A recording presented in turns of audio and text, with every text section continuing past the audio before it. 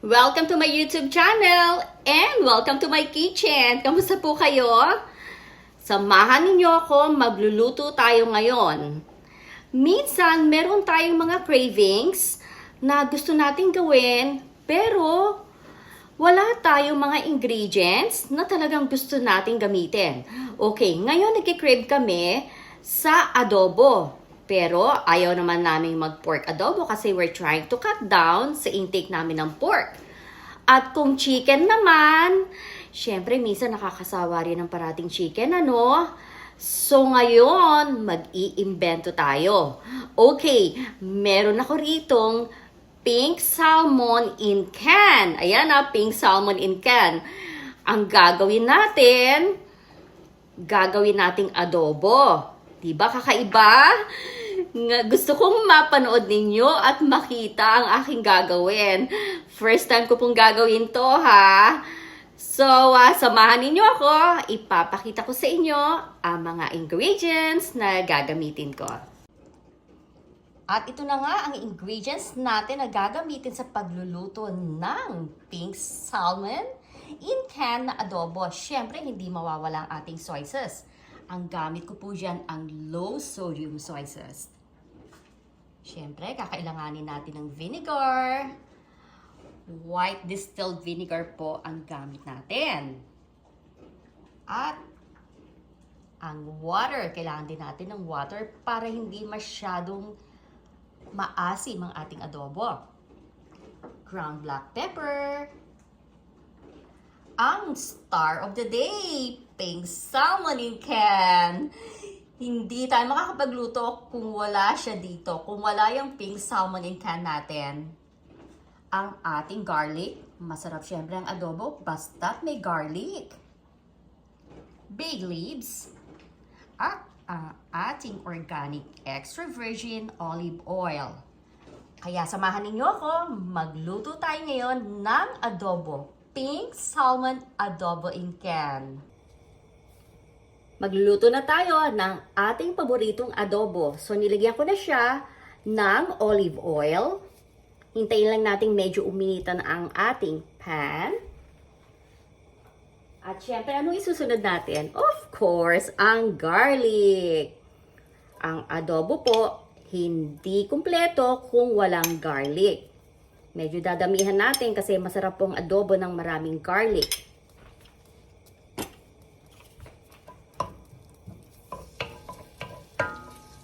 Ito-toast lang po natin ng konti ang garlic. Ibe-brown natin. Okay, medyo brown kasi para lumabas ang kanyang aroma.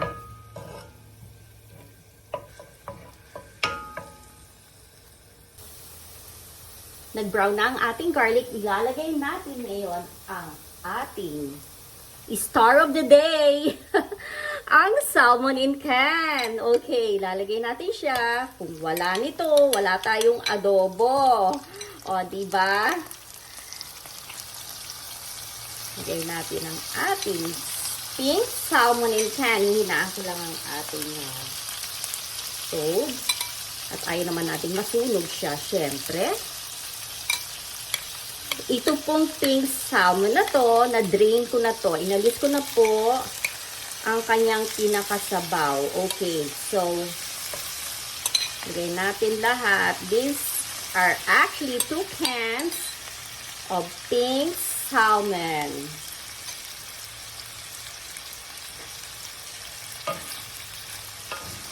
Okay, so medyo iwanan lang po natin siya sandali para medyo ma-soak ang ating salmon with our garlic. Ayoko po siyang haluin kasi ayoko namang madurog ang ating salmon.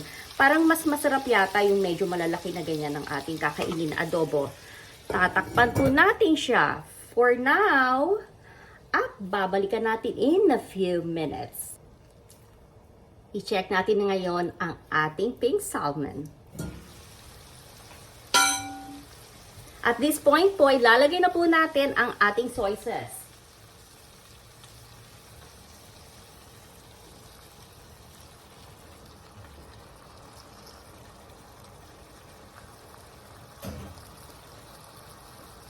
And of course, our vinegar. Hindi kumpleto ang ating adobo kung wala tayong vinegar. At ang ating water para hindi masyadong maasim ang ating adobo. Ang bay leaves, syempre hindi mawawala yan, ano? Ilalagay natin ng bay leaves, pampabango po yan sa adobo. Alam niyo po ba na ang adobo is a savory dish? A little tangy, syempre. Salty and sweet. Pero it's the blend and balance of sour and sweet in one dish po. Kaya yan po ang pinagkaiba at napaka-unique ng adobo. Kaya paborito to ng lahat. Tatakpan muna natin ngayon. Let it actually simmer for a few minutes. Kasi hindi pwedeng haluin at meron tayong vinegar na nilagay. Huwag pala nating kalimutan ng ating ground black pepper. Naku, talaga naman itong si Alicia. Kamuntik nang makalimutan ng ground black pepper. Pampalasa din po yan sa ating adobo. Okay, takpan po ulit natin. And let it simmer for a few minutes. I-check na natin ang ating adobo kung ano na nangyari dito. Okay, so ang gagawin ko po ngayon, medyo babaliktarin ko po siya para yung lasa po manuot po doon sa ating fish. Okay, sa ating pink salmon. Ulitin ko po ha, itong pink salmon na to ay pink salmon in can. Okay. So, ayan po. Binaliktad ko na po siya. At alam niyo po ba na ang iba na pagka nagluluto po ng adobo, nilalagyan po nila ng egg. Oh, hindi ba? Pandagdag din yung egg na yan. So, ang ginawa ko po, nagluto na po ako ng hard-boiled egg. At ilalagay po natin siya, isasama natin sa ating adobo. At hiniwa ko na rin po siya. Okay. Siyempre, lalagyan natin ngayon, sasamahan natin ng yung pinaka-sauce ng adobo ang ating egg para mas masarap. Ayan po.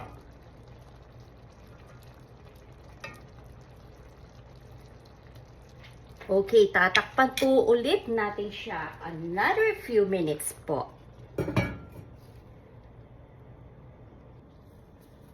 I-check na po natin ang ating adobo.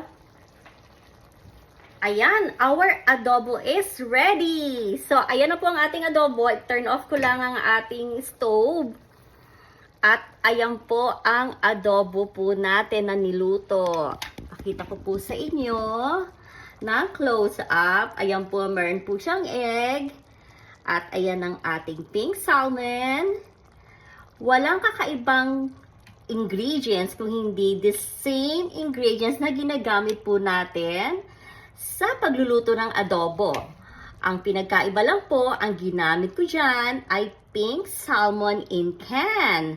O diba, po pwede tayong mag-improvise ng mga pagkain na nagkikrave tayo at kung wala naman tayong mga hinahanap nating ingredients, pwede namang other options, diba? So, magpi-plating na po tayo ngayon. Ayan po, nag-plating na po tayo. Ang ating adobo with egg at pink salmon. Mukhang napakasarap po niyan. Taste test naman tayo ngayon. So, taste test na tayo ngayon ha. Ito na yung ating pink salmon adobo. Okay, titikman natin. Nilagyan ko ng sauce yung rice niya. Sana masarap to, no?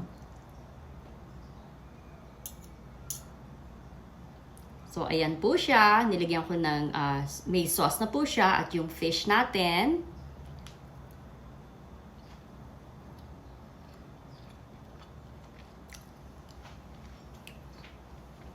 Alam ninyo, talagang pag adobo, nandun po talaga yung kanyang distinct na taste na pagka-sour, salty, and sweet. Ang sarap po, masarap. Tikman naman natin tong ating egg. Alam nyo kasi tayong mga Pinoy, ano, basta adobo, talagang paborito po ng lahat.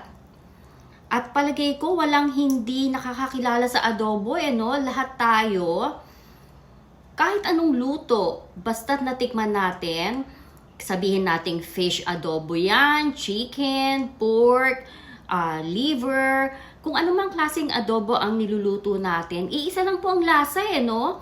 Yung iba po naman, nilalagyan nila ng coconut milk ang kanilang adobo.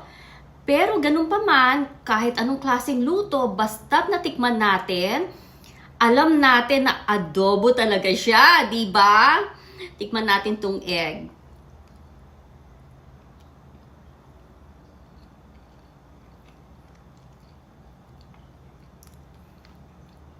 Alam niyo, mapaparami na naman ang kain namin ito. Dahil paborito po namin to, paborito ng pamilya ko ang adobo. So ngayon, magugulat sila at ibang klaseng adobo to. Kasi sabi ko sa kanila, sabi ko kay Daddy at kay Kevin kanina, I'm going to cook adobo. Tapos sabi ni Kevin, really ma'am, adobo? Sabi ko, yes, pero kakaiba tong adobo na to. Itong adobo na to ay pink salmon adobo. Pink salmon in can. So ngayon, meron na naman po kayong idea kung paano kayo magluluto ng adobo. Hindi ho ba kakaiba? Kaya yan po, na-share ko lang po sa inyo ang ating kakaibang luto ng adobo ngayon. At maraming pong salamat muli sa inyo sa panonood ninyo. So don't forget to subscribe to my channel, Liz TV. Thank you for watching po. See you guys later. Bye.